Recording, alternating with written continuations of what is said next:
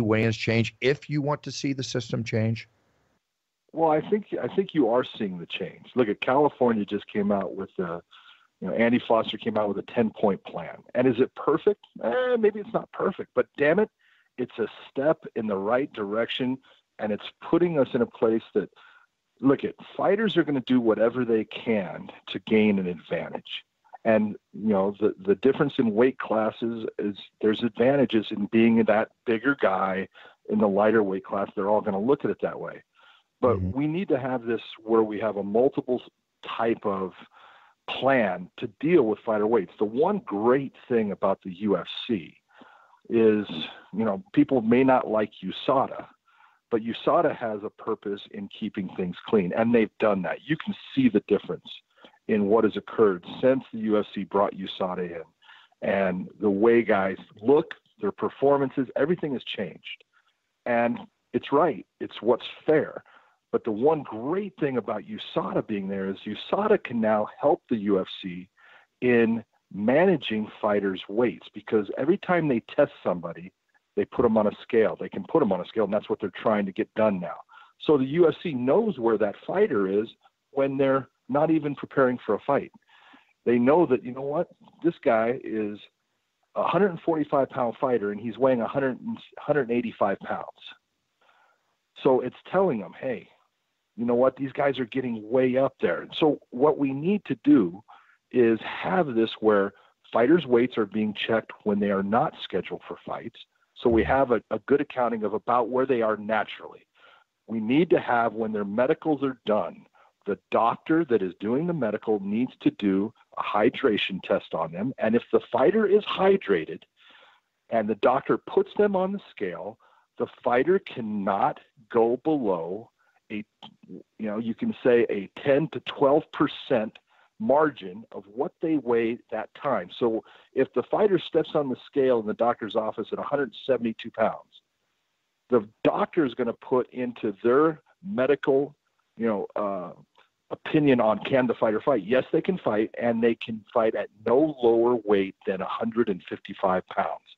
So if they're 172, they can't even go to the 145-pound weight class. You're limiting where they can go just with the medical. Then you have the weigh-ins like we're doing right now, where we give them a chance to rehydrate, because we know that dehydration and traumatic brain injury have a very close correlation, and we cannot allow dehydrated fighters to go into the octagon or the ring or the cage, whatever it's going to be, and get hit in the head because we have bad things happen. And then on top of that, we have not only that weigh-in, but we have a weigh-in the day of the fight also before the fight, and the fighter knows that they cannot weigh within that 10 to 12% more of what their weigh-in weight was. So they can't just gain this ridiculous amount. They can gain a lot. So if you're that 155, you weigh in 155 pounds, hey, you can go up, and it's 12%, so you can go up to 174 pounds. Okay, but you can't weigh at 175. If you weigh at 175, there's consequences that come with it. And these are the things, along with an additional couple of weight classes that California's trying to do, that they've actually done. And they've done it in accordance with the UFC. Trust me, everything they're doing, they're putting it through the stakeholders, who are the UFCs and Bellators and these promoters that have to deal with this, because the promoters in this situation, they don't want to have a fight. The guy makes weight on, the actual weigh-in, and then their fight gets pulled the day of the fight. They don't want that, and you can understand it. But the health and safety of the fighters is number one. And look at, when bad things happen, they've happened all over. And we've had a lot of fighters go down because of weight. We've had fighters die because of weight cuts. And we have got to do something before it happens in the big ones. Absolutely. And, it's just a matter of time. So you got to take those steps forward. You've got to be progressive. You've got to try to change the culture of the way fighters think, so they're not all thinking, I have to do this because my opponent's doing it. Absolutely agree. Absolutely agree. So when are you going to head a commission, John? When am I going to see John McCarthy, the head of a state commission, whether it's where we both live, where I live, or where you live, if you know what I'm saying? Do you ever have that aspirations of that at all, John? I've been asked that before, and it's just, I'm not smart enough for that kind of stuff. I'm not, and I'm being honest, I'm not politically smart enough. I say what comes to my mind, and sometimes that's good, why we sometimes book you. it's bad. That's exactly why we put you on the show, John.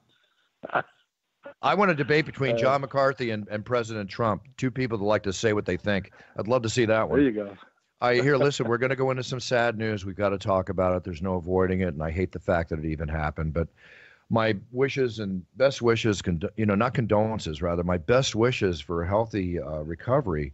I don't know what the latest is on Matt Hughes. His truck was hit by a train. I don't want to sit here and speculate how it happened.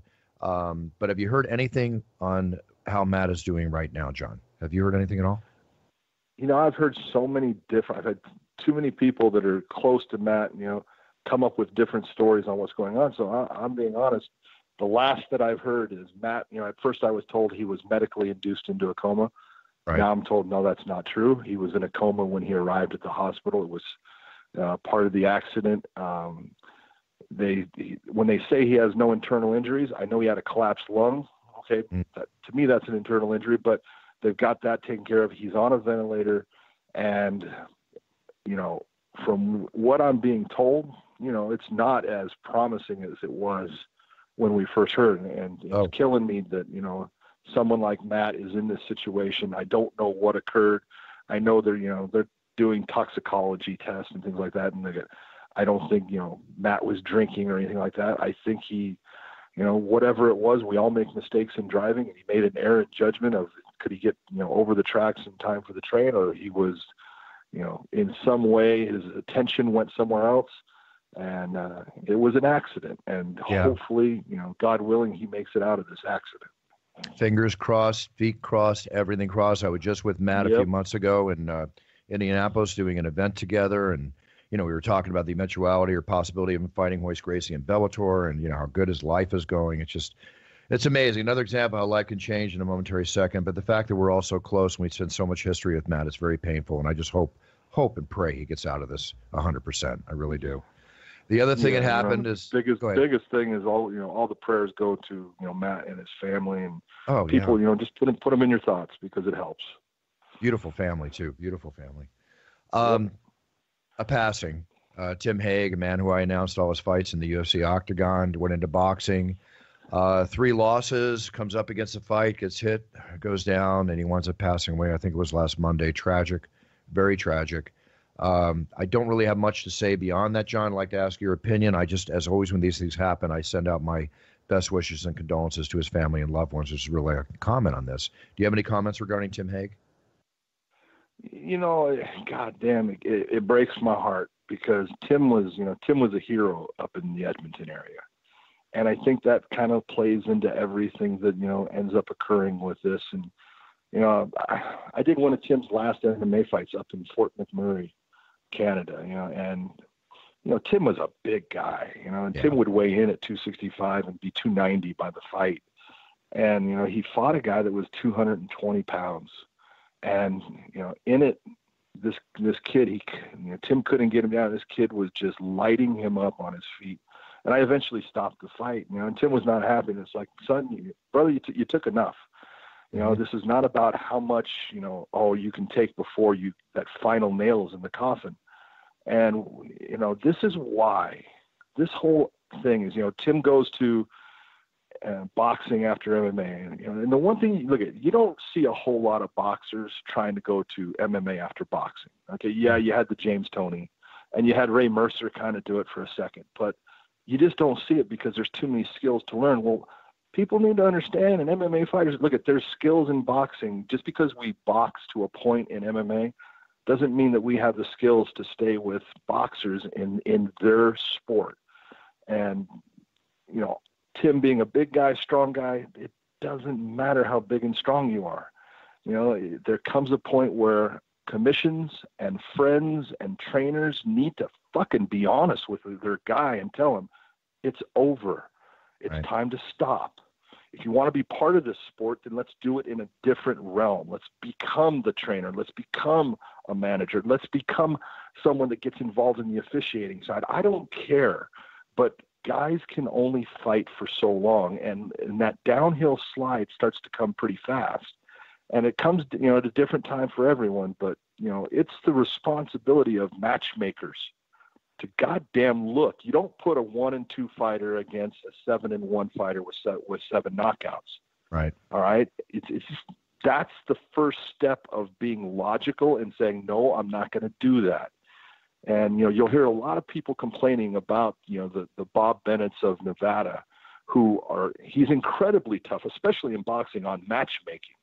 And that's why, because that's your first step in protecting someone from the inevitability of what can happen when you have a fighter that is not prepared for the skill level of the man they're meeting. And, it's a tragedy, and I feel terrible. I feel terrible for everyone involved because, be it from the commission down, no one expects this to happen. No one wants this to happen.